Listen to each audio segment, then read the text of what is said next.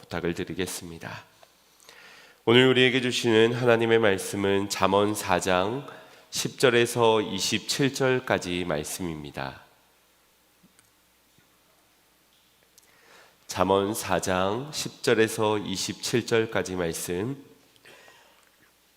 제가 봉독해 올리겠습니다. 내 아들아 들으라, 내 말을 받으라. 그리하면 내 생명의 해가 길리라. 내가 지혜로운 길을 내게 가르쳤으며 정직한 길로 너를 인도하였은즉 다닐 때에 내 걸음이 곤고하지 아니하겠고 달려갈 때에 실족하지 아니하리라. 훈계를 굳게 잡아 놓치지 말고 지키라. 이것이 내 생명이니라. 사악한 자의 길에 들어가지 말며 악인의 길로 다니지 말지어다. 그의 길을 피하고 지나가지 말며 돌이켜 떠나갈지어다. 그들은 악을 행하지 못하면 자지 못하며 사람을 넘어뜨리지 못하면 잠이 오지 아니하며 불의의 떡을 먹으며 강포의 술을 마심이니라. 의인의 길은 돋은 햇살 같아서 크게 빛나 한낮의 광명에 이르거니와 악인의 길은 어둠 같아서 그가 걸려 넘어져도 그것이 무엇인지 깨닫지 못하느니라. 내 아들아, 내 말에 주의하며 내가 말하는 것에 내 귀를 기울이라. 그것을 내 눈에서 떠나게 하지 말며 내 마음 속에 지키라. 그것은 얻은 자에게 생명이 되며 그의 온 육체의 건강이 됨이니라. 모든 지킬 만한 것들 중에 더욱 내 마음을 지키라. 생명의 근원이 이에서 남이니라. 구부러진 말을 내 입에서 버리며 삐뚤어진 말을 내 입술에서 멀리하라. 내 눈은 바로 보며 내 눈꺼풀은 내 앞을 곱게 살펴 내 발이 행할 길을 평탄하게 하며 내 모든 길을 든든히 하라. 좌로나 우로나 치우치지 말고 내 발을 악에서 떠나게 하라. 아멘. 할렐루야. 오늘도 하나님의 크신 은혜 가운데 말씀의 길로 생명의 길로 나아가는 저와 여러분이 되기를 간절히 소망합니다. 성령께서 우리를 인도해 가실 줄로 믿습니다. 18세기 미국의 벤저민 프랭클린이라는 한 정치가는 자신의 집 앞에 한 선반을 만들고 그곳에 아름다운 등을 켜두었습니다. 처음에 동네 사람들은 그의 행동을 매우 의아하게 생각하였습니다. 왜냐하면 그 당시만 하더라도 이 등불이라는 것은 집 안에 두는 것이지 집 밖에 두는 것은 낭비로 생각했기 때문입니다. 하지만 시간이 지나 한 주, 한 달, 그렇게 시간이 지나자 사람들은 뭔가를 깨닫기 시작했습니다. 밤길을 지나가던 사람이 넘어지지를 않았고 멀리 서 있는 사람도 방향을 알고 찾아갈 수 있었기 때문입니다. 그때부터 한두 사람씩 자신의 집 밖에 등불을 두기 시작하였고 어느덧 길거리가 환하게 밝혀지게 되었다고 합니다. 이것이 오늘날 가로등의 시작이 되었다라는 이야기가 있습니다. 지혜는 멀리 있는 것이 아닙니다. 나를 위해서라면 등불을 내 안에만 켜두어야 하지만 그 등불을 밖으로 내비칠 때 나뿐만 아니라 모두가 환히 비춰주는 등불을 보게 되는 것입니다. 이것이 우리가 추구해야 하는 지혜의 삶이 아니겠습니까? 옥합을 깨뜨렸던 한 여인의 헌신에 대해 우리가 지난 수요일 날 말씀을 나누었는데 그녀의 헌신에 무지한 사람들은 낭비요 허비라고 그녀를 책망하였습니다. 하지만 지혜의 눈으로 볼 때 그녀의 헌신은 예수님의 마지막 장례를 준비하였던 아름다운 섬김이었습니다. 마찬가지로 지혜는 남들이 보지 못하는 것을 내다보고 더 나은 것을 위한 선택을 하게끔 만듭니다. 물론 그 선택에는 불가피한 희생이 따를 수 있습니다. 하지만 더 나은 가치를 얻을 수만 있다면 내어 드리는 것이 지혜 아니겠습니까? 특히나 이 지혜는 복음이 전파되어지는 곳에 항상 그녀의 아름다웠던 그 섬김이 소개되어지면서 남들에게까지 이로움을 주는 지혜가 되었던 것입니다. 저와 여러분들은 이미 말씀을 통하여서 빛을 보게 된 자들인 줄로 믿습니다. 그 빛은 예수 그리스도시며 곧 우리에게 주신 하나님의 선물 지혜인 것입니다. 하나님께서 우리에게 빛을 보내주신 것은 우리로 하여금 그 빛을 보고 그 빛을 따라 생명의 길로 나아가기 위해서 우리에게 빛을 주셨습니다. 그리고 그 빛을 우리 안에 두신 것은 어두운 세상에 그 빛을 드러내어 밝히 비추라는 사명자의 삶을 살게 하기 위해서인 겁니다. 그래서 지혜는 우리로 빛을 따르는 은혜와 빛을 드러내는 사명의 삶을 동시에 살아가게 만듭니다. 그것이 곧 축복의 삶이고요. 지혜롭게 산다는 걸 오해하면 나를 위해 오직 나만의 유익을 위해서 그 능력을 사용하려 할 겁니다. 물론 나에게 유익이 없진 않을 겁니다. 하지만 진정한 지혜로운 삶은 내 삶에 조금 더 나은 윤택한 삶 정도가 아니라 이전과는 완전히 다른 새로운 삶의 시작이 열려지게 되는 겁니다. 바로 여호와를 경외하는 것을 통해. 여호와를 경외하는 것이 지식의 근본이다, 시작이요 출발이다, 우리가 말씀을 나누었지요. 마찬가지로 예수 그리스도를 통해서 여호와를 경외하는 삶을 통하여서 우리는 지혜로운 삶을 살아가게 되는 겁니다. 그 삶이 어떠한 삶이냐? 바로 신랑 되신 예수 그리스도를 기다리며 등불을 켜고 살아가는 지혜로운 다섯 처녀와 같은 삶인 겁니다. 늘 깨어 기도하고 말씀을 사랑하기에 주야로 묵상하면서 주님의 말씀을 따라 순종을 드리며 그 말씀을 전하는 삶을 사는 것. 아브라함에게 너는 복의 근원이 될지라 라고 말씀하셨습니다. 그 말씀에는 축복의 말씀도 있지만 그를 향한 사명의 말씀도 동시에 부여되게 된 것입니다. 마찬가지로 지혜를 주신 것 또한 그것이 축복이면서 동시에 사명이라는 것을 우리는 기억해야 합니다. 그래서 잠언의 기자인 솔로몬은 주신 지혜를 통하여서 하나님의 백성들을 잘 다스리고 통치하고 바르게 인도하는 사명을 감당하였습니다. 또한 이뿐만이 아니라 그의 아들에게, 자녀들에게, 그리고 다음 세대들에게 이 지혜를 전수하고 물려주어야 하는 사명까지를 감당하였습니다. 어제의 큐티 본문자인 우리 4장 3절 5절 말씀을 보시면 3절에서 나도 내 아버지에게 아들이었으며 내 어머니 보기에 유약한 외아들이었다 라고 말씀합니다. 솔로몬은 이 아버지 다윗을 두고 또 어머니 밧세바를 둔 그런 외아들이었습니다. 그는 유약한 아들이었다고 하는데 이것은 육체적인 것뿐만 아니라 영적인 부분까지를 포함하는 말일 겁니다. 그렇기에 아버지인 다윗은 그를 가르치기를 4절에 내 말을 내 마음에 두라, 내 명령을 지키라, 그리하면 살리라, 지혜를 얻으면 명철을 얻으라, 내 입의 말을 잊지 말며 어기지 말라 하였습니다. 그가 전하는 하나님의 말씀을 따르면 살 수 있는 지혜가 있을 것이다. 지혜를 전수해 주었던 겁니다.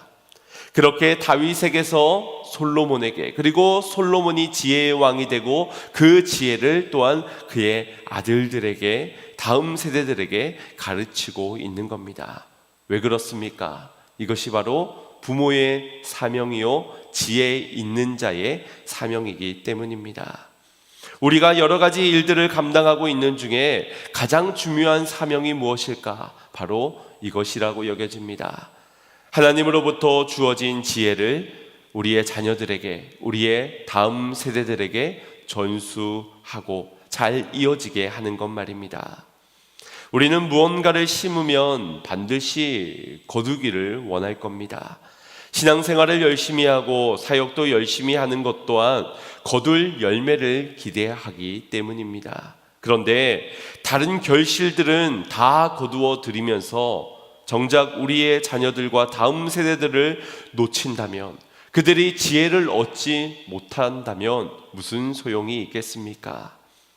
성공하고 부자가 되어도 건강을 잃으면 다 잃은 것이다 라고 말하는 것처럼 지혜를 전수하여 저들이 지혜를 붙들지 못한다면 아무 소용이 없는 겁니다.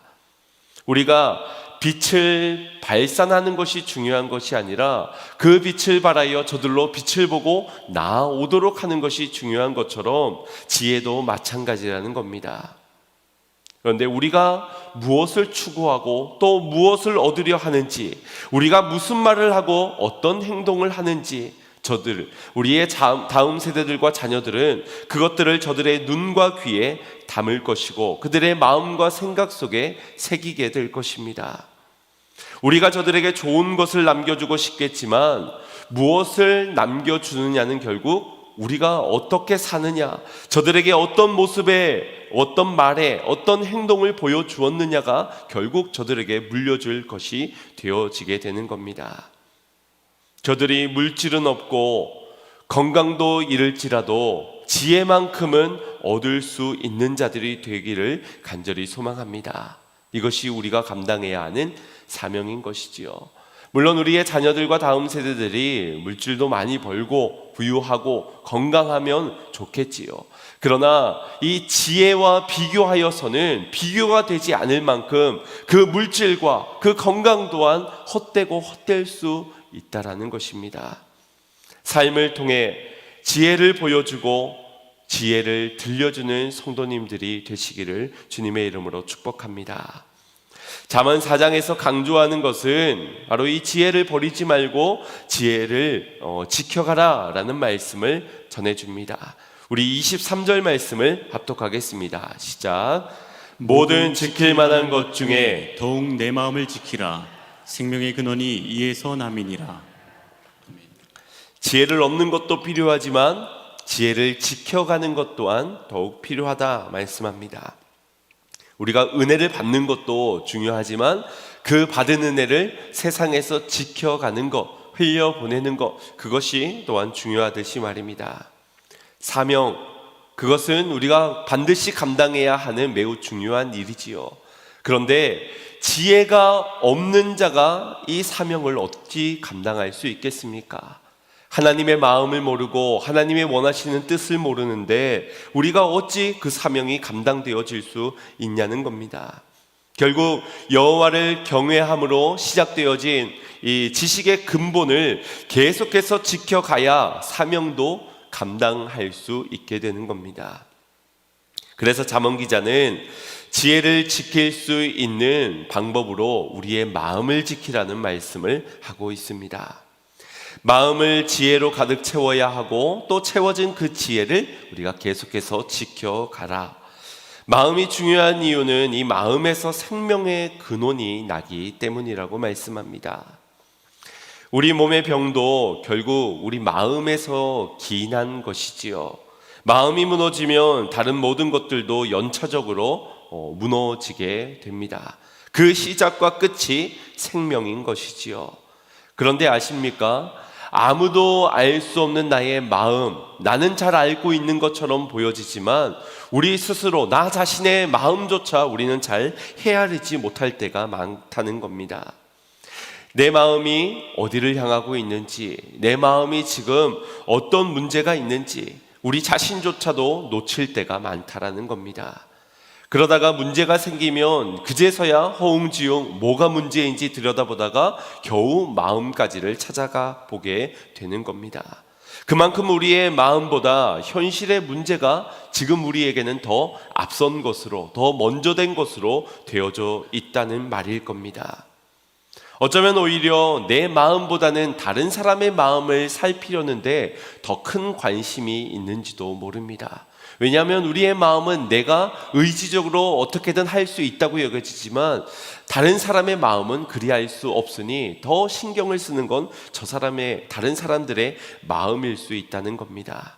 하지만 기억해야 하는 것은 겉으로 무언가 건강의 문제나 관계의 문제나 다른 어떤 상황과 환경의 문제가 나타났을 때 그때서 내 마음을 들여다보면 늦다라는 겁니다. 왜냐하면 이미 마음에서부터 시작되어진 그 문제가 겉으로 드러나기까지는 오랜 시간이 지속이 되고 한참이 지나 일부분만 드러난 것이기 때문에 그때 돼서 이게 무슨 문제지 되돌아보고 찾아보려 하도 또 어떻게 해결해야 하는가 생각해 보아도 대부분 모르기 때문입니다. 우리 하나님의 사람들은 자신의 마음 점검하기를 우선에 두고 그 마음을 항상 돌아볼 수 있어야 할 것입니다. 그것이 주님의 명령이기 때문입니다. 그렇기에 어떻게 우리의 마음을 돌보면서 그 마음을 지킬 수 있는가를 살펴보아야 할 것 같습니다. 뭔가 마음에 철벽을 쳐서 아무도 범접하지 못하러 큰 장벽을 세우게 되면 우리의 마음을 지킬 수 있다라고 여겨지지요. 그래서 웬만하면 사람을 믿지 않는 것이 좋고 사람에게 마음을 주지 않는 것도 방법이라고 생각할 수 있습니다. 하지만 오늘 본문에서의 지혜로운 자는 이렇게 말씀합니다. 우리 어제의 말씀인 4장 6절 말씀 먼저 보도록 하겠습니다. 시작. 지혜를 버리지 말라. 그가 너를 보호하리라. 그가 사랑하라. 그가 너를 지키리라. 아멘. 우리가 우리의 마음을 지켜라가 아니라 지혜를 버리지 말라. 그리고 그를 사랑하라는 방법을 우리에게 제시합니다. 그리하면 그가 너를 보호하시고 그가 너를 지키리라. 지혜를 버리지 말라는 것과 주님을 사랑하라는 것은 지혜로운 신부를 향한 외침입니다. 거룩한 신부는 신랑 되신 예수님께서 지키시고 보호하니 그저 그는 지혜를 버리지 말고 그 신랑을 사랑하라는 것입니다. 이 말은 곧 주님보다 더 사랑하는 것을 그 무언가를 너희의 마음에 두지 말라는 말일 것입니다. 우리의 마음에는 많은 것들을 담을 수가 있습니다. 꼭 혈액형을 A형인 사람들만이 이 마음에 많은 것들을 간직할 수 있는 것이 아니라 우리 모두의 마음은 온갖 잡다한 것을 마구 집어넣을 수 있을 만큼 크고도 넓습니다. 참 이상한 것은 내 마음임에도 원하는 것만 들어놓는 것이 아니라 원치 않는 것까지도 내 마음에 둔다라는 것입니다. 그래서 우리의 마음을 항상 점검하고 돌아보아야 한다라는 것이기도 합니다. 저희 집 막내가 할 수 있는 말은 아직 몇 개가 없습니다. 그런데 할 수 있는 말은 얼마나 또렷하게 하는지 멀리 있는데도 아주 아빠, 엄마 부르는 것을 또렷하게 들을 수 있는 정도입니다. 아이가 할 수 있는 말이 몇 개 없다 보니까 이제 아이에게 묻는 질문도 조금 제한적입니다. 뭐 먹고 싶냐, 뭐 하고 싶냐라고 하면 응이라고, 뭐 이상한 거 물어봐도 다 응이라고 이야기하곤 합니다. 잘 알아듣지를 못하는 것이지요. 그런데 알아듣는 한 질문은 있는 것처럼 느껴집니다. 그래서 저희 아내와 제가 자주 묻는 질문이기도 한데 이렇게 묻습니다. 달리는 아빠 딸이야, 엄마 딸이야? 라고 묻습니다. 아마 많은 부모님들께서도 여러분들의 자녀들에게 이 짓궂은 질문을 여러 번 물어보셨을 것 같습니다. 아빠가 좋아? 엄마가 좋아? 라고 말입니다. 그럼 저희 딸은 이제 또렷하게 이야기를 합니다. 아빠 딸이라고. 10번을 물어도 100번을 물어도 한 번을 엄마 딸이라고 해주지를 않고 항상 아빠 딸이라고 말합니다. 여러분, 제 기분이 어떻겠습니까? 우리 딸 가지신 아버지분들은 제 마음을 다 이해하실 것 같습니다. 모든 걸 다 주고 싶은 그런 마음이지요. 그래서 아마 저는 이 아이가 커가면서도 여러 번 물어볼 것 같습니다. 누구 딸이냐고, 누가 제일 좋냐고, 너의 최고의 1순위는 누구냐고. 그의 마음을 알고 싶고 확인받고 그래서 행복을 느끼고 싶기 때문입니다. 우리 하나님도 그렇지 않겠습니까? 너희의 마음의 무엇이 있느냐? 특히나 너희 마음 중심에는 무엇을 두고 있느냐? 그 중심을 무엇으로 채우려 하고 있느냐? 계속해서 테스트하시면서 반복적으로 물으실 것입니다. 그건 짓궂어서가 아닙니다. 또 우리의 마음을 모르기 때문도 아닙니다. 다만 우리 스스로가 우리 스스로의 마음의 중심에 무엇이 놓여져 있는지를 되돌아보라고, 그리고 주님만 사랑하라고, 더욱 주님만 사랑하라고 돌이키라고 묻는 질문인 겁니다. 지혜를 버리지 말고 나를 계속 사랑하거라. 그리하면 내가 널 보호하고 내가 널 지킬 것이야 라고 말입니다. 이 말을 전하는 솔로몬에게는 아픈 기억이 떠올랐을 것 같습니다. 그의 마음에는 항상 하나님이 계셨지만 그의 마음 중심에 항상 하나님이 계셨던 것은 아니었기 때문입니다. 열왕기상 11장 2절 말씀에 그 증거가 있습니다. 우리 합독하도록 하겠습니다. 여호와께서 일찍이 이 여러 백성에 대하여 이스라엘 자손에게 말씀하시기를 너희는 그들과 서로 통혼하지 말며 그들도 너희와 서로 통혼하게 하지 말라. 그들이 반드시 너희의 마음을 돌려 그들의 신리를 따르게 하리라 하셨으나 솔로몬이 그를 사랑하였더라. 아멘. 하나님께서는 경고하셨습니다. 이방 여인들과 통혼하지 말라고. 그 이유는 그들은 반드시 너의 마음을 뺏어갈 것이고 그로 하여금 너는 그들의 신을 따르게 될 것이기 때문에. 하지만 이 말씀이 솔로몬의 마음의 중심에 있지 못하였기에 결국 솔로몬은 그들을 사랑하고야 말게 되었습니다. 그래서 어떻게 되었느냐? 11장 4절에 이어서 말씀합니다. 합독합니다.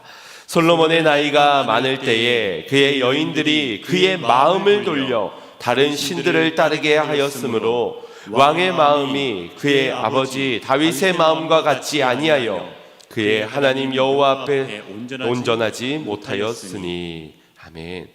그의 마음의 중심에 하나님이 계시고 하나님의 사랑함이 있었을 때에는 하나님을 위한 일천번제의 제사를 드리고 하나님이 기뻐할 거할 성전을 지으며 그가 물으실 때에 주님 나는 하나님의 백성을 잘 다스릴 지혜를 원합니다 라고 구하였습니다. 그것이 하나님께 기쁨이 되어서 그에게 지혜뿐만 아니라 모든 것을 더해줄 만큼 그의 마음의 중심에는 하나님의 마음에 합한 중심이 있었습니다. 하지만 그의 중심에서 하나님이 점점 멀어지게 되었을 때에는 세상의 아름다움이 눈에 들어오기 시작하였고 그렇게 이방 여인들을 한 여인 한 여인 그렇게 성경이 이렇게 가기는 수많은 여인들을 그렇게 사랑하게 되었고 그들의 신까지를 따르게 되었으며 오늘 4절에서 말씀한 것처럼 그 마음이 다윗의 마음과 같지 아니하여 여호와 앞에 온전치 못하였다. 거기까지 무너지게 되는 겁니다. 우리 마음에는 많은 것을 담아둘 수 있다 하였습니다. 그러나 그 마음의 중심에만은 단 하나만을 담아둘 수 있습니다. 그 마음의 중심에 무엇이 담겨져 있는가에 의하여서 우리의 마음은 전체를 지배당하게 될 것이고 우리의 말과 행동도 거기에 따라 달라지게 될 것입니다. 그래서 신랑 되신 예수님께서는 신부된 우리에게 원하시기를 그 마음의 중심을 원하셨던 것입니다. 그 중심에 지혜를 두고 항상 나를 사랑함이 늘 거해지기를, 말씀을 사랑하여서 말씀대로 따르기를 원하신 겁니다. 반대로 사단은 어떻겠습니까? 그 마음에 여러 가지 것들을 심겨주면서 그 마음의 중심을 결국 뺏어내려는데 애를 쓸 겁니다. 우리의 마음을 딱히 조정할 수는 없으니 자꾸 악한 생각을 심어주면서 말입니다.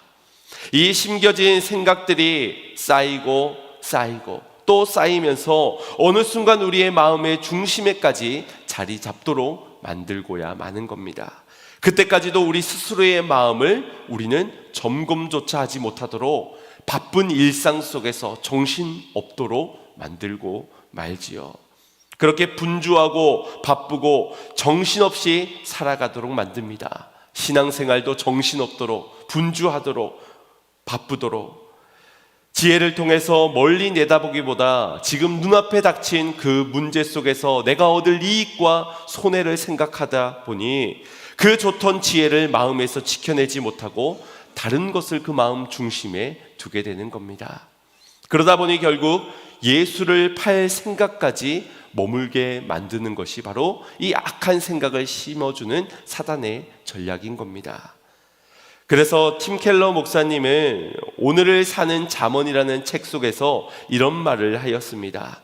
생각을 심으면 행동을 거두고 행동을 심으면 습관을 거두고 습관을 심으면 성품을 거두고 성품을 심으면 운명을 거둔다. 생각이 그 마음에 쌓이고 그것을 방치해 두다 보면 우리의 행동은 바뀌게 되고 행동이 바뀌면 길도 바뀌고 그 길로 인하여서 이제껏 상상하지 못한 계획지도 않았던 많은 것들이 전혀 다른 새로운 곳으로 가서 새로운 것들을 보게 되고 경험하게 되는 겁니다. 이것이 좋은 길이라면, 좋은 생각으로부터 좋은 바른 길을 얻는 것이라면 얼마나 좋겠습니까? 그러나 악한 생각에 의해서 악인의 길을 걸어가게 되면 결국 멸망뿐이라는 겁니다. 때론 잔인하고도 이기적인 행동을 하면서도 어느덧 그 모든 행동들이 너무나도 자연스럽게 나타나고 오히려 그것이 마땅하다고 여겨지는 데까지 이르게 될 수도 있는 겁니다. 그렇기에 더욱 지킬 것 중에 마음을 지켜야 하는 것입니다. 잠언 기자는 우리가 마음을 지킬 수 있는 구체적인 방법으로 이 23절 이후의 말씀을 통하여서 우리에게 말씀해 줍니다. 바로 우리의 말과 눈과 발을 행할 길을 주의할 것을 말씀합니다. 우리 24절, 25절, 27절 말씀 합독하겠습니다. 시작. 구부러진 말을 내 입에서 버리며 삐뚤어진 말을 내 입술에서 멀리하라. 내 눈은 바로 보며 내 눈꺼풀은 내 앞을 곧게 살펴 좌로나 우로나 치우치지 말고 내 발을 악에서 떠나게 하라. 아멘. 첫 번째 먼저 언급한 것은 우리의 말에 대한 지적입니다. 말의 권세가 있다는 것은 여러분도 잘 알고 계시지요. 우리가 좋은 말을 해준 식물과 또 욕을 하고 심한 나쁜 말을 했는 그 식물에 자라나는 것들이 다른 결과도 여러분 보셨을 겁니다. 우리의 말은 누군가를 죽이기도 하고 누군가를 살려내기도 합니다. 그런데 여러분의 인생에서 여러분이 말을 통해서 나에게 가장 영향을 끼친 사람이 누구라고 생각하십니까? 요즘 아이들의 언어 습관을 보면 걱정이 안 될래야 안 될 수가 없습니다. 아주 어린 초등학생들도 아주 심한 욕들, 들어보지도 못한 그런 비속어들을 많이도 뱉어내곤 합니다. 유튜브 같은 미디어 매체에 노출되다 보니 그 어른들의 자극적인 언어들을 그대로 습득해 버리는 겁니다. 또 그 유튜브를 보지 않는 아이도 친구들이 다 그런 언어를 쓰니 같이 어울려서 그런 언어들을 배워가게 되는 것이지요. 무엇보다도 부모님들의 언어 습관들을 또 아이들이 많이 담게 될 것입니다. 하지만 나에게 말로서 가장 많은 영향을 미친 것은 바로 다름 아닌 나 자신이라는 것을 우리는 잊지 말아야 합니다. 우리는 태어나면서 죽을 때까지 우리가 하는, 내 자신이 하는 말을 하나도 거르지 않고 다 듣고 살아가게 되지요.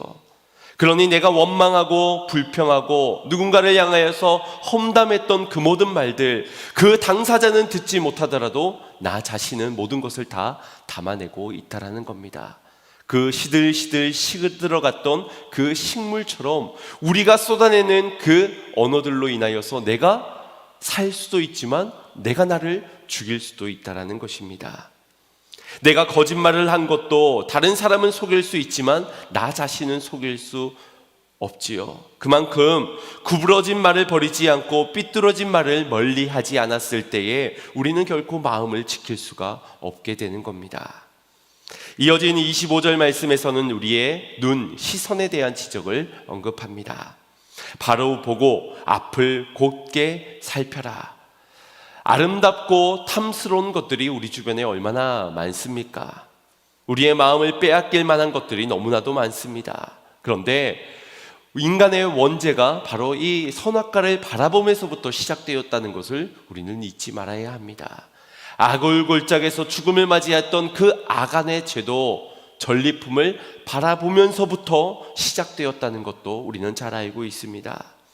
결국 우리가 무엇을 보느냐, 거기에 따라 우리의 마음과 생각이 좌지우지됨을 잊지 마시길 바랍니다.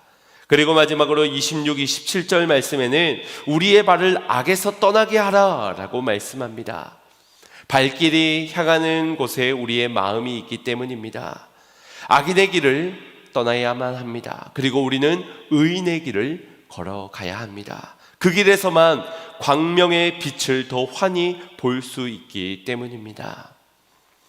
여러분, 술 취한 사람의 특징이 있습니다. 세 가지로만 언급하자면, 먼저 말을 제대로 하지 못하지, 어눌하게 혀가 꼬여가지고 이렇게 알아듣지 못할 말들을 횡설수설하면서 말을 하게 됩니다.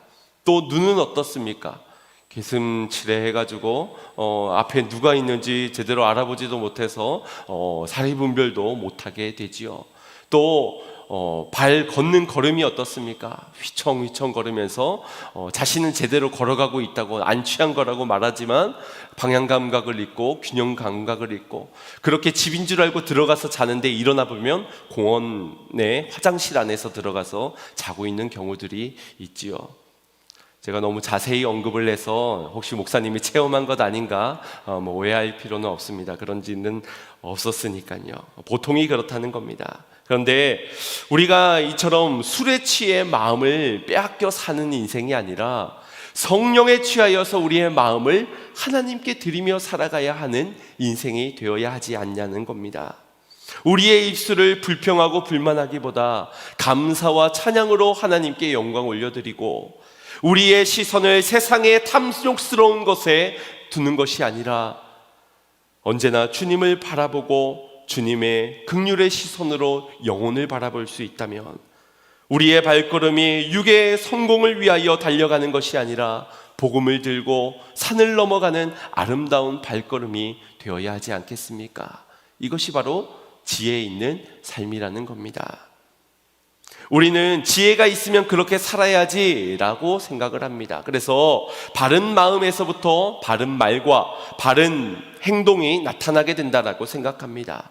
반대로 바른 마음이 없기 때문에 바른 말도 할 수 없고 또 행동도 할 수 없다라고 생각합니다.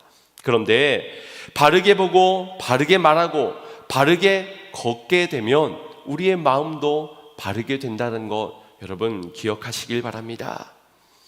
바르게 말하고 바르게 행동할 때 우리의 마음도 어느덧 그 바른 말들이 가장 많이 들었던 게 나기 때문에, 그 바른 행동을 통하여서 혜택을 입은 가장 큰 수혜자가 나이기 때문에 우리의 마음이 바르게 되어지게 되는 겁니다. 바라기는 바르게 보고 바르게 말하고 바르게 걷는 성령에 취한 성도님들이 되시기를 주님의 이름으로 축원드립니다. 마지막으로 도전하기를 원하는 것은 우리의 인생의 최고의 지혜를 선택하자는 겁니다. 바로 하나님을 예배하는 일입니다. 예배가 무엇입니까? 하나님을 바라보는 것입니다. 또 하나님을 자랑하고 하나님께 감사하고 경배하는 겁니다. 주님이 예비하신 은혜의 보좌 앞으로 나아가 그곳에서 풍성한 은혜를 누리는 것입니다. 그래서 우리는 예배하자는 겁니다. 거기서 우리의 마음이 지켜지고 거기에서부터 우리의 생명이 나게 되기 때문입니다. 건강이 좋지 않고 사업이 망했다고 하는 분을 보면, 또 가정에 불화가 있는 분을 보면 목회자로서 마음이 참 아픕니다. 그런데 제 마음이 더 아픈 것은 하나님을 사랑한다고 말은 하고 하나님을 신실하게 믿는 성도가 예배의 자리에 없을 때입니다. 예배의 자리로부터 점점점 멀어지는 것을 느낄 때입니다. 물론 예배 가운데 나와서도 마음에 콩밭에 가 있는 분도 덜어는 계시겠지요. 이따가 2시에 출발할 신두리에 벌써부터 마음이 가 계신 분들도 계실 수 있습니다. 그것도 문제겠지만 더 염려되는 것은 이 예배의 자리조차 없어서, 그래서 그가 무엇을 보겠는가, 무엇을 말하겠는가, 무엇을 향하고 있겠는가를 생각하면 마음의 근심됨이 생겨나는 겁니다. 예배로부터 멀어진 그 마음에서부터 모든 문제가 시작될 것인데, 예배가 회복되어야 하는데, 예배를 통하여서 주님께로만 더 우리의 눈과 우리의 입술과 우리의 발걸음을 드려야 할 텐데, 이런 것들이 생각이 되어지기 때문입니다. 결국 생명의 근원의 문제까지 이어지기 때문에 기도하지 않을 수가 없는 겁니다. 결국 오늘 본문 18절 19절에서 말씀하고 있는 것처럼 의인의 길, 곧 시온의 대로를 향해 빛으로 더 나아가지 않게 되면 악인의 길에 들어서서 내가 걸려 넘어져도 그것이 무엇 때문에 넘어진지 깨닫지 못할 지경까지 가게 되는 겁니다. 사랑하는 성도 여러분, 우리에게는 지켜야 할 것들이 많이 있습니다. 돈도 지켜야 하고요, 건강도 지켜야 하고 또 명예도 지킬 필요가 있습니다. 하지만 성경은 말합니다. 지킬 만한 것 중에 가장 지켜야 하는 것은 바로 우리의 마음이라고 말입니다. 그 마음에 지혜를 두는 일에, 그 마음에 여호와 하나님만을 사랑하는 그 일에 너희의 중심에 무엇이 있느냐 늘 너희가 살피고 그 마음을 너희의 입술로, 눈으로, 발걸음을 통하여서 지켜내라 하십니다. 사랑하는 여러분, 하나님을 예배하시기 바랍니다. 하나님을 예배하는 자리에 나아오시길 바랍니다. 그곳에서 주님을 향해 바라보고 주님을 찬양하시기 바랍니다.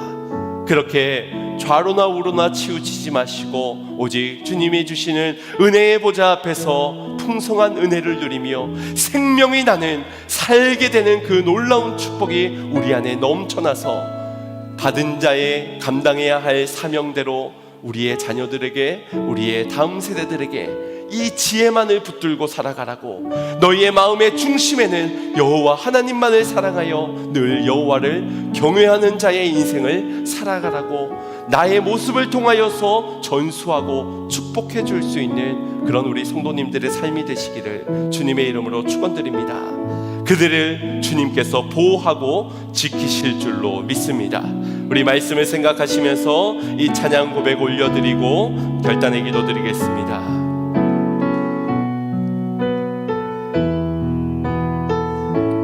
우리들을 위하여, 우리들을 위하여 십자가에 못 박혀 모든 죄를 용서하사 의인 삼아 주신 주, 어떤 일이 있어도 나를 버리지 않고 죽기까지 사랑하신 나의 귀한 예수님, 내 마음의 한 자리, 가장 귀한 그 자리 주오셔서 앉으소서. 주님만 나의 보배, 내 마음의 한 자리, 가장 귀한 그 자리 주오셔서 다스리소서. 주님만 나의 영광. 다시 한 번 더 찬양합니다. 우리들을 위하여 십자가에 못 박혀 모든 죄를 용서하사 의인 삼아 주신 주, 어떤 일이 있어도, 어떤 일이 있어도 나를 버리지 않고 죽기까지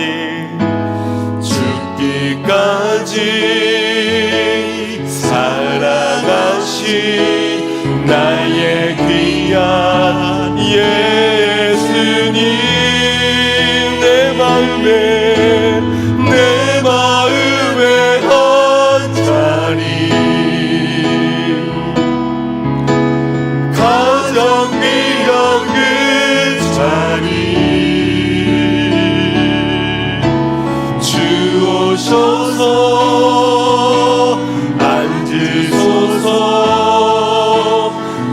주님만 나의 보배 내 마음에 언자리 가장 귀한 그 자리 주 오셔서 다스리소서 주님만 너의 영광. 아멘. 우리의 마음을 두고 함께 기도하기를 원합니다. 우리는 마음이 알아서 저절로 지켜지기를 원하였습니다. 그래서 아무거나 보고 아무거나 말하고 아무데로나 우리의 발걸음을 옮겼는지 모릅니다. 어느덧 악한 생각이 쌓이고 쌓여서 물질 앞에서, 쾌락 앞에서, 성공 앞에서 주님을 부인하고 팔아넘길 생각까지 하고 있음에도 우리의 마음을 돌아볼 생각조차 하지 못하고 있지는 않습니다. 솔로몬이 이방의 여인들을 사랑하고 그녀들을 마음에 두며 신들을 따르게 되었던 것처럼 오늘 하나님도 우리의 마음에 있을 수는 있지만 마음의 중심에는 다른 것이 두을 수도 있는 것입니다. 오늘 주님이 가르쳐 주신 이 지혜를 통하여서 주님, 오직 주님만 사랑함이 주님 거룩한 신부, 지혜로운 신부가 되어서 이 마음을 지켜가는 자가 되기를 원합니다. 단장하는 것뿐만 아니라 이 마음을 지켜 인내함을 통하여서 오직 주님만 사랑하고 주님만 기다리며 고대하는 자가 되기를 원하오니 주여, 우리의 입술을 지키며 우리의 시선을 지키며 우리의 발걸음을 지켜가면서 그렇게 주님을 사랑하는 지혜를 허락하여 주신 것을 우리의 마음의 중심에 두고 지켜갈 수 있는 자가 되게 하여 주시옵소서라고 우리 함께 주의 한번 듣고 기도하겠습니다. 주여, 아버지 하나님, 주님은 우리에게 지혜를 주시